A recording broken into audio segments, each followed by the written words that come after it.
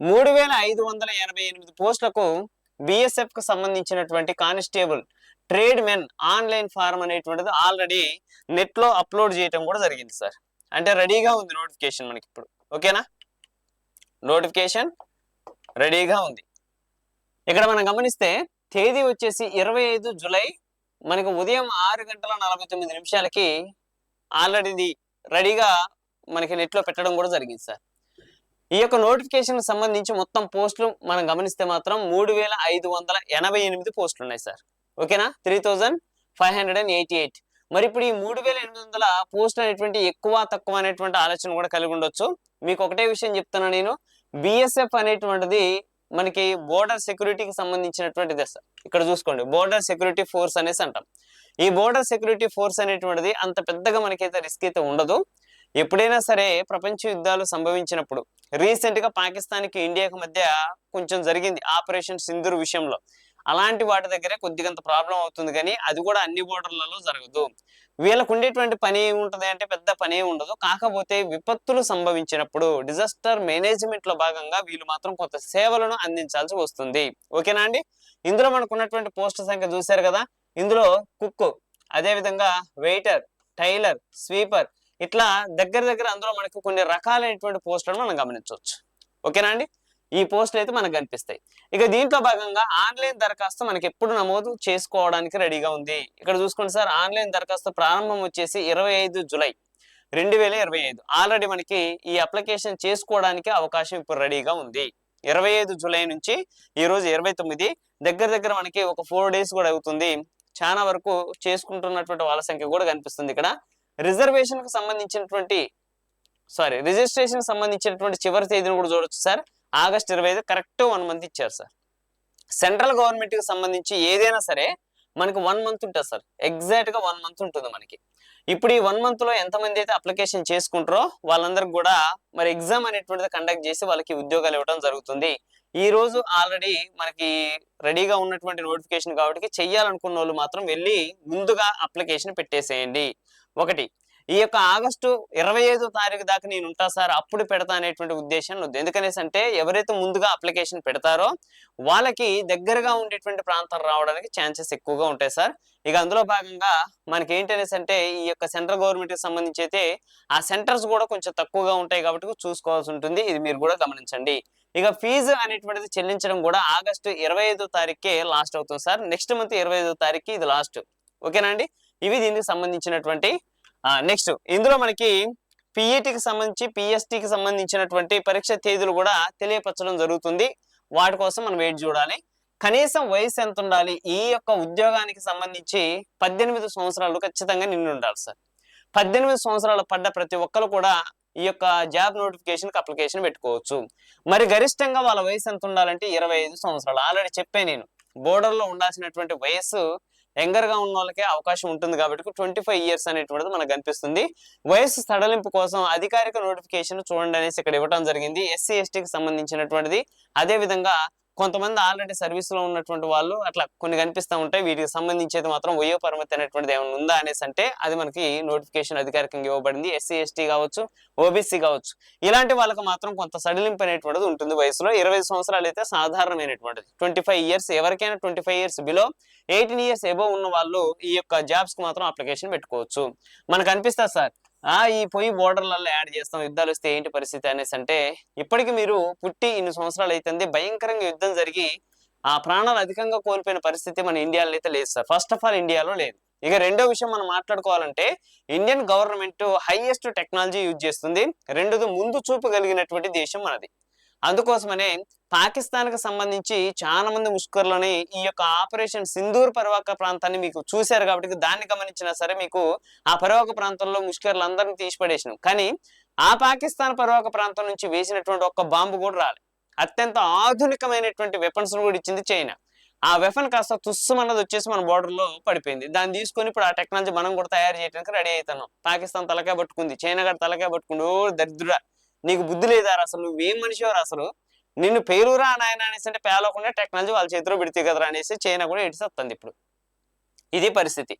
అంటే ఒక్కటి కూడా మన ఇండియా భూభాగాన్ని తగలకోకోకుండా మనం ఏం చేసినామంటే ఫుల్ సెక్యూరిటీ తీసుకున్నాం. అలా మనం ఏం చేస్తున్నాం అనేసి అంటే మన సోల్జర్స్ కి చాలా వరకు ఈ యొక్క ప్రాణ నష్టం జరగకోకుండా చర్యలు తీసుకోవడం జరుగుతుంది. సో భయపడాల్సింది అయితే లేదు. ఇక రెండోసారి చైనా సరిహద్దు ప్రాంతాల్లో ఉంటే కొంతమేరకు యుద్ధానికి అవకాశం ఉంటుంది. రెండోది పాకిస్తాన్ సరిహద్దులో ఉంటే ఉంటుంది. ఇక ఇంతగా తప్ప మీరు నేపాల్ దగ్గర ఉన్న, భూటాన్ దగ్గర ఉన్న, బంగ్లాదేశ్ కు సరిహద్దులో ఉన్న, మయన్మార్ సరిహద్దులో ఉన్న అసలు మీకు ఎటువంటి ప్రాబ్లం అయితే రాదు. సో మీరు ఎక్కువగా వామ్మో ఏమైతుంది అనేటువంటి పరిస్థితుల్లోకి వెళ్లాల్సిన పని లేదు. మన ఇండియన్ గవర్నమెంట్ మాత్రం మన సోల్జర్స్ కి ఫుల్ సెక్యూరిటీ ఇస్తుంది. దట్స్ వై మీరు మనసులో పెట్టుకోండి, అప్లికేషన్ పెట్టుకోండి. ముందు ఒక ఉద్యోగం వచ్చింది అనేసి అంటే ఆ సర్వీస్ లో నుంచి ఇంకా కొన్ని ఉద్యోగాలను సాధించడానికి మీకు అవకాశం అవుతుంది. Is it clear sir? Right. ఇంకోటి చూద్దాం సార్. ఇక్కడ అర్హతకు సంబంధించినటువంటి ప్రమాణాలు ఏమున్నాయి? ఇక్కడ ముందుగా గుర్తింపు పొందినటువంటి board, intermediate board, 10th class board అయి ఉన్నాయి కదా సార్. 10th క్లాస్ అండ్ తస్తమానానికి సంబంధించినటువంటి పరీక్షలు ఏవైతే ఉన్నాయో వాటిలో ఖచ్చితంగా సర్టిఫికెట్ ఉండాలి సార్.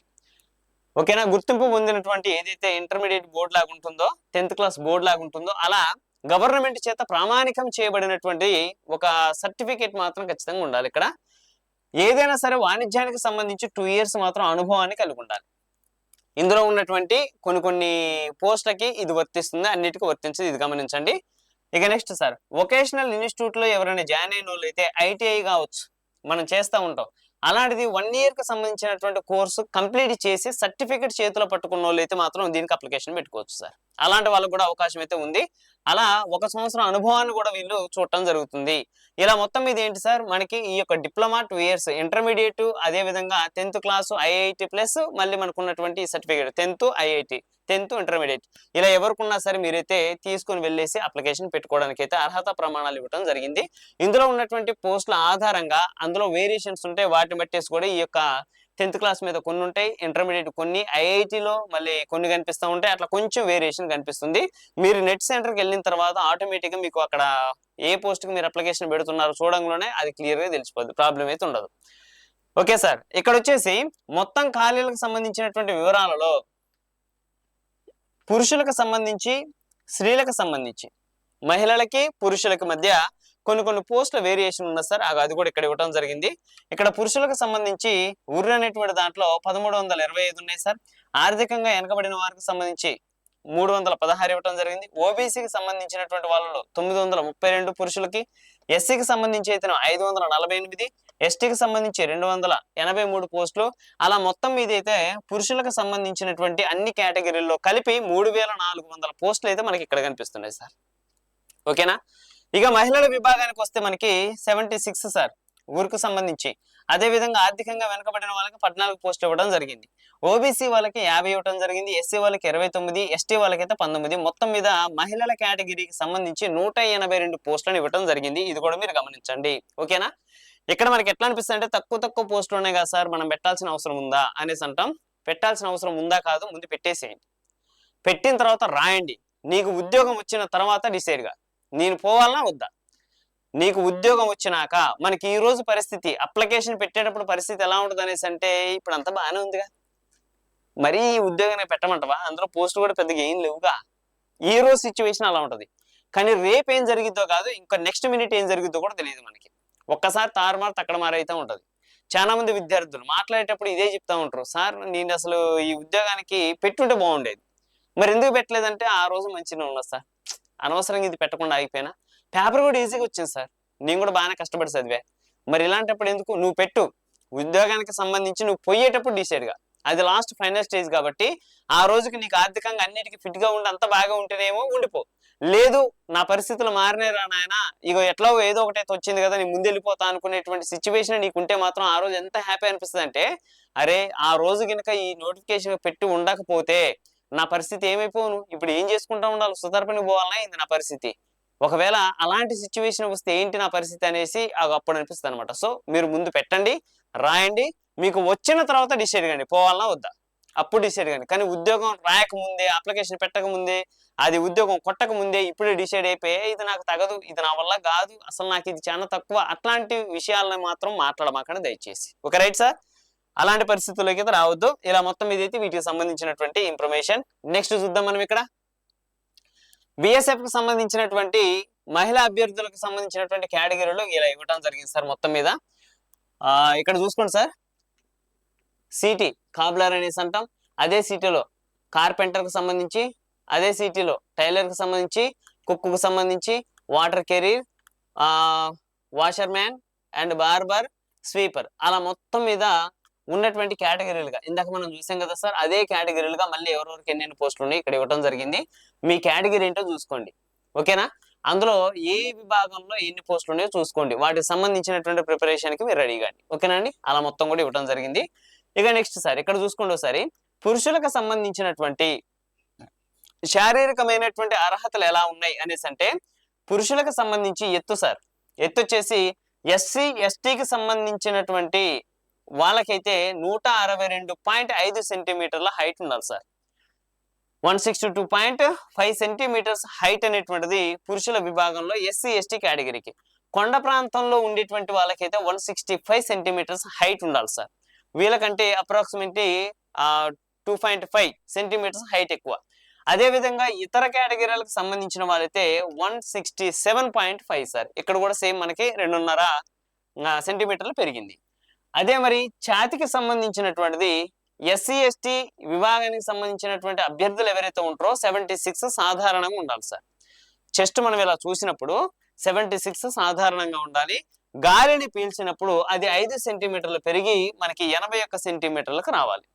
అదే విధంగా కొండ ప్రాంతపు ఉన్నటువంటి అభ్యర్థులు ఎవరైతే ఉన్నారో 78 ఉన్నారు సార్, వాళ్ళు సాధారణంగా 83కి ఏడ కూడా సేమ్ 5 సెంటీమీటర్స్ గాలి పీలిస్తే పెరగాలి. ఇక నెక్స్ట్ ఇతరులకు వచ్చేసి 78 ఉన్నారు సార్, మనకి గాలి పీలిస్తే 5 సెంటీమీటర్లు. ఇక్కడ ఉన్న కొండ ప్రాంతపు వాళ్ళకి ఇతరులకు సేమ్ ఉంది ఇక్కడ, కానీ ఎస్సీ ఎస్టీకి మాత్రం కొంచెం తక్కువగా ఉంది. ఇక ఇక్కడ స్త్రీలకు సంబంధించినటువంటి చూస్తే వీళ్ళ హైట్ ఒకటే ఇస్తాడు సార్, ఇక్కడ 150 సెంటీమీటర్స్ ఎస్టీ ఎస్సీకి సంబంధించినటువంటి అభ్యర్థులు అయితే. ఇక కొండ ప్రాంతం వాళ్ళకైతే మాత్రం 155, ఇంకో 5 సెంటీమీటర్స్ పెరిగింది, ఇక్కడ 2 సెంటీమీటర్స్ ఎక్స్ట్రా పెరగడం జరిగింది. ఇది మీరు గమనించండి. అయితే పురుషుల విభాగానికి సంబంధించి 24 నిమిషాలు టైం ఇస్తారు సార్. 5 కిలోమీటర్స్ అనేది మీరు ఖచ్చితంగా రన్ చేయాల్సి ఉంది. ఒకవేళ మేము దీనికి పెట్టుకుంటాం సార్, మేము రెడీ అవుతాం అనేసి అనుకుంటే మాత్రం ఈ రోజు నుంచే మీరు పరుగు పందాన్ని స్టార్ట్ చేయండి ఇంకా, ఓకేనా. ఎర్లీ మార్నింగ్ లేదా ఎర్లీ నైట్, ఎందుకనేసి అంటే మరి మిట్ట మధ్యాహ్నం అయితే ప్రాక్టీస్ చేయకండి. స్టార్టింగ్ లో ఉన్న వాళ్ళు ముందుగా 5 కిలోమీటర్లు అనేటువంటి దానికి కొంచెం వేగాన్ని తగ్గిస్తూ కొంచెం మెల్లగా ప్రాక్టీస్ చేయడం స్టార్ట్ చేయండి. ఒక 1 మంత్ అట్లా మీరు ప్రాక్టీస్ అయిపోయిన తర్వాత లేదా 15 డేస్ మీ యొక్క శారీరక విభాగం మీకు తెలియపరిచిద్ది. మీ శరీరంకు ఉన్నటువంటి దృఢత్వం ఏదైతే ఉందో అది మీకు ఎమ్మటెమ్మటే తెలుస్తుంది. మీ హెల్త్ కి సంబంధించినటువంటి మొత్తం మీకు తెలుస్తాయి సార్. మీరు చేయాల్సిన పని ఏంటి అనేసి అంటే, ముందుగా ఈ 5 కిలోమీటర్లు నేను స్లోగా పరిగెత్తినా సరే నేను వెళ్ళగలుగుతానా, మినిట్స్ పెట్టుకోమాకండి, ఇది అవసరం లేదు మీకు. మీరు 40 నిమిషాలు పరిగెత్తినా పరిగెత్తండి, కానీ మీరు స్టార్టింగ్ లో ఉన్నప్పుడు 5 కిలోమీటర్లు నేను సాధారణంగా ఉరకలేస్తానా అది ట్రై చేయండి. వన్స్ మీకు ఓకే నేను పరిగెత్తగలుగుతున్నప్పుడు టైం తగ్గించుకుంటారండి, ఇంకా టైం తగ్గించుకుంటారండి.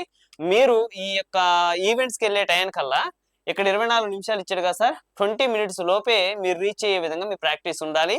అందులో కూడా కొంత ఎండ పరివాహక ప్రాంతంలో పరిగెత్తాలి. అది ఎప్పుడు దీనికి ఎగ్జామ్ కి ఈవెంట్స్ కి దగ్గరగా ఉన్నప్పుడు, ఈవెంట్స్ కి ఒక 10 డేస్ 15 డేస్ బిఫోర్ గా ఉన్నాం సార్, 10 డేస్ ముందు మాకు అనేసి అంటే ఆ 10 డేస్ అప్పుడు మాత్రం మధ్యాహ్నం 3 o'clock ఏదైతే టైం ఉంటుందో ఆ టైంలో మీరు పరిగెత్తడానికి ట్రై చేయండి. మీ ఫ్రెండ్స్ కూడా సపోర్ట్ గా ఉంచుకోండి, ఒక వాటర్ బాటిల్ కూడా.